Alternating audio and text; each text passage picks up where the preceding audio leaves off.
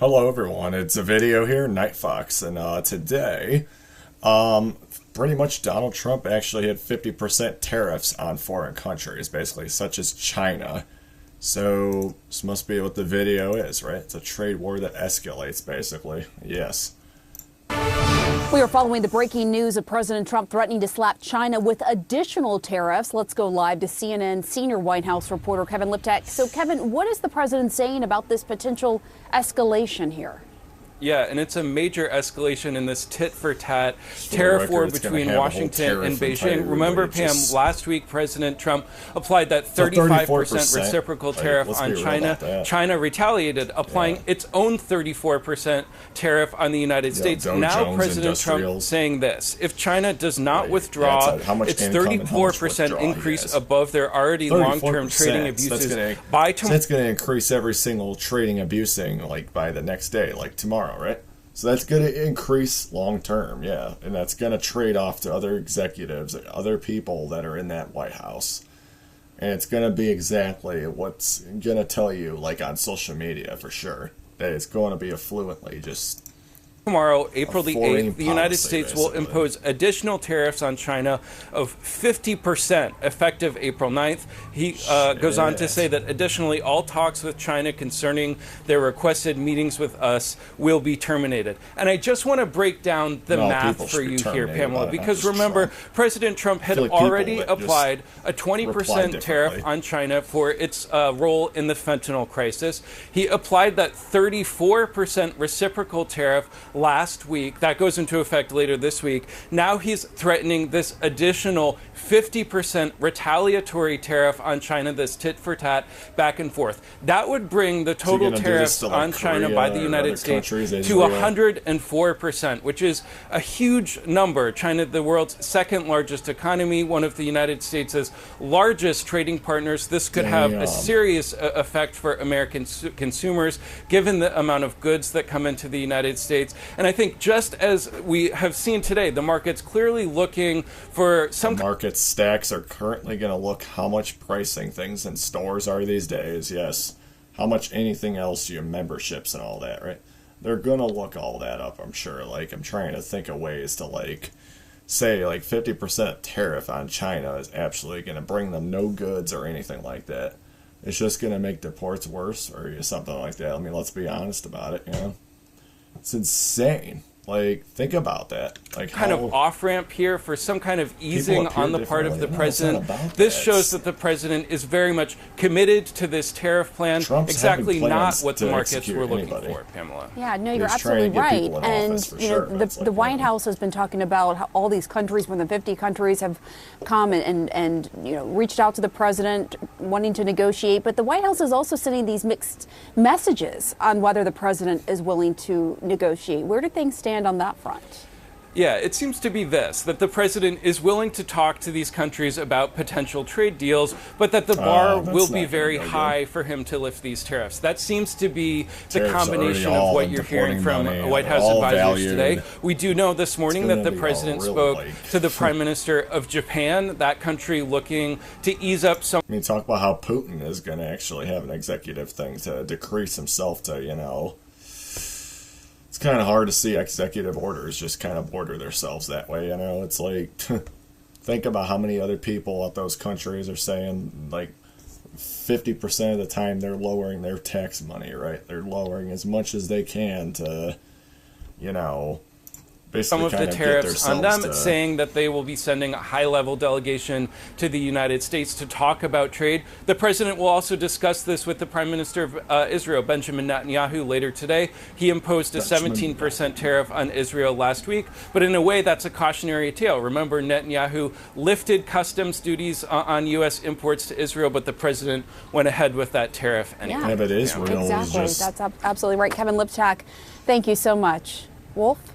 All right, Pamela, I want to get some more of the breaking news right now. Joining us, Democratic Congressman Mike Quigley of Illinois. Congressman, thanks so much for joining us. First of all, what do you make of the president's decision to escalate his trade war once again? Do you see any chance for an off-ramp before this gets a whole lot worse? I don't see it coming from the President of the United States. It's a whole lot worse. Talk about a very strange world we live in. Of, like, I'm a liberal Democrat from Chicago, agreeing with headlines. People in headlines, like agreeing the same thing in Chicago does not mean you're just, it's not saying all goods make different value and all that, but it's like, going to trading schools, for example, that's what brings more increasing, like, a risk, you know what I mean? Like, kind of... From the Wall Street Journal, which the a whole dumbest journal trade war tells in you all history. about it. Very concerned, as are my constituents, with extraordinary cost increases, a recession, and the volatility in the markets that create uncertainty and great economic peril for our country. I think the bigger concern right now is it's part of a larger issue where this country, through the president, thinks that we can stand alone. 4% of the world's population, we're going to be less secure financially, and we're going to be more vulnerable in every other way from threats from across the seas. I do want to start by talking about this sort of tit-for-tat trade war between the global markets are absolutely just 100% bombing things nowadays. Like, you got to think about that, right? Like, how growth is going to expend all due in time, too. Like, Donald Trump's trade wars and all that. Yeah, I mean, the way he's kind of putting that stuff out there tells you how dynamically that they're trying so hard.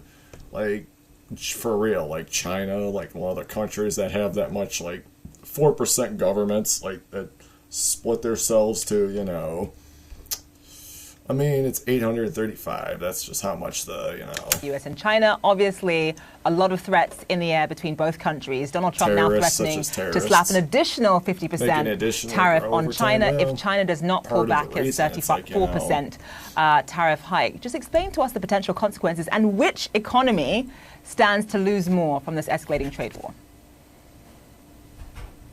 Well, it's hard to know which is going to lose more, but it's easy to tell you which consumers will lose more, and that's consumers us, will right? lose a whole more than anyone we else, consume in the United States and throughout. Because they're consuming the fucking, like, I can't really explain how value people get these days too. Like, part of like such as like all kinds of like the West, huge amounts of Chinese goods for everyday life. Think about, just to take the most basic example, an iPhone, which now markets at what, $1,100 for the like newest. A Samsung phone, for example, can market that much. Like, people can put phone bills as much as they want when they have the cost next month or something like that too. Like, think about every single other thing, like a computer. Like 1812, there were no such thing as computers, right? But now in this year of 2025, we're on computers. Back in 1800s, there was nothing but mountains and Budapest around you, or some shit like that, But yeah, it's just, they're going to raise anything up to, like 80 to 90 of some kind of digital copy of something you're going to get online, or a certain kind of like device, that's how much it's just how much tax reinforcements that every country is trying to, re-sabotage themselves with or something, right? Like, they're trying hardly to rigorously just models of them, and if you ended up like doing the 50% hike on components, you're probably adding another $500 or so to that. And of course, there's everything you're looking at Walmart and much of what you're looking at on Amazon. So these would flow through. What really sort of struck me about President Trump's Truth Social posting, which was just less than an hour ago, was if you know much about the Chinese structure and about Xi Jinping, the idea of setting him a deadline to back down in 24 hours, he's not going to do that. He's not going to end up looking weaker to Donald Trump. And it's just not in the DNA of the Chinese leadership right now, because he will think that will transfer to the confrontation over Taiwan or something else. So I don't think the ultimatum strategy is likely to work. They could fear the tariffs. And David, we had Rahm Emanuel on last week, and he said the irony here is here's a president who campaigned on ending all wars, and he's starting one. And he said, no, it's not a combat war involving F-16s or anything like that, but it's a trade war. And if you think about one of the purposes that free trade or any type of trade relations and trade alliance, but be for real about that too, like complete different opposite, but like you could tell every country around the world tries to put the illegal immigration in something, right? They try to put all these people back to where they all came from, like that stuff too. It's like, it's insanely like how much trade war can go up after a year could be crazy too. Serves is to hopefully avoid physical wars as well. And you have a president now who has fired his U.S. cybersecurity chief, cyber command chief, because of a conspiracy theorist apparently reportedly coming to the White House and suggesting he's not loyal. You have a president who continues to conflate friend and foe and saying that even our friends are treating us worse than our foes. Just give us a sense of where that puts us in terms of security risks here in the United States. Everybody, all security around them.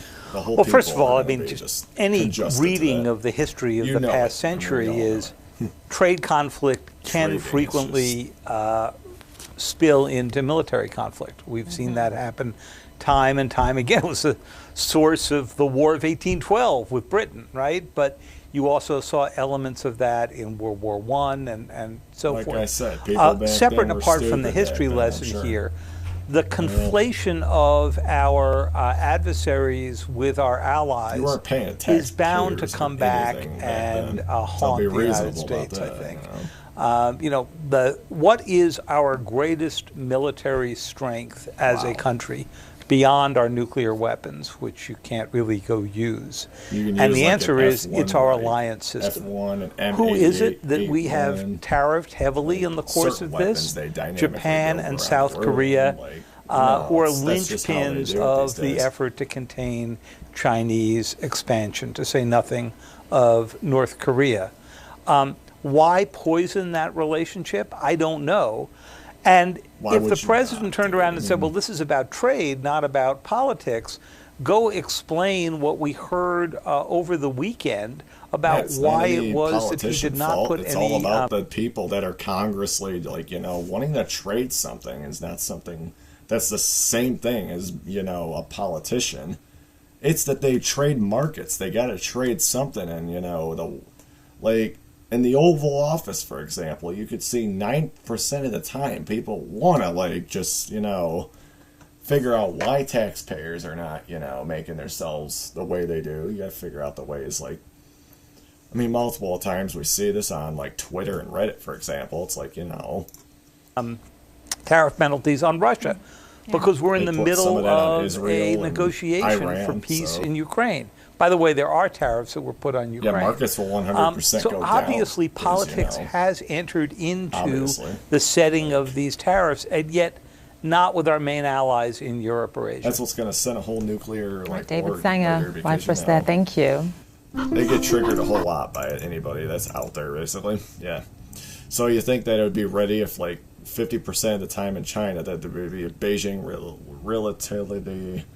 Basically, I think the duties in this part of time of the year is it's a whole mid-work season, basically, in my opinion. It's a whole new optimization. But yeah, that was a very good video. You think? Yeah, it was solid. I think that 50% of tariffs on China will be a trade war for sure. They are somehow just trying so hard to fight back and then say in Constitution that they're absolutely doing nothing.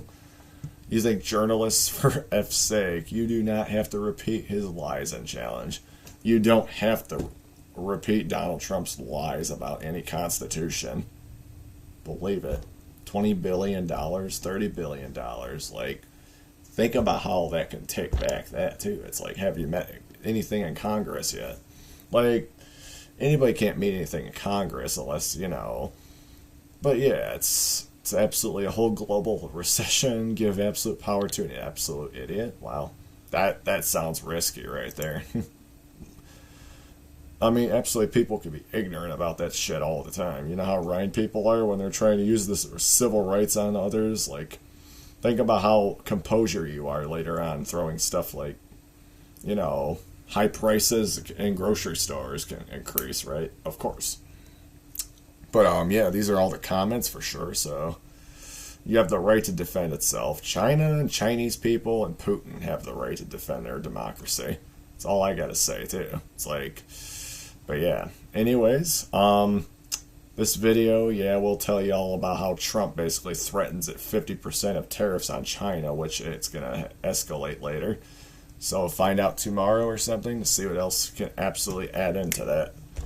So for now on, yeah, Night Fox is peacing it out. Peace out to you guys. Everybody has a different belief in anything they can, you know, it's like... Eventually, the tariffs can slow down. They can have column countries around the world just to, you know, dominate, like, just be aggressive, but not like that. That's all I got to say for now in this video. Yeah. Anyways, guys, subscribe if you're new to the channel. Like the video. Adios, amigos. Peace.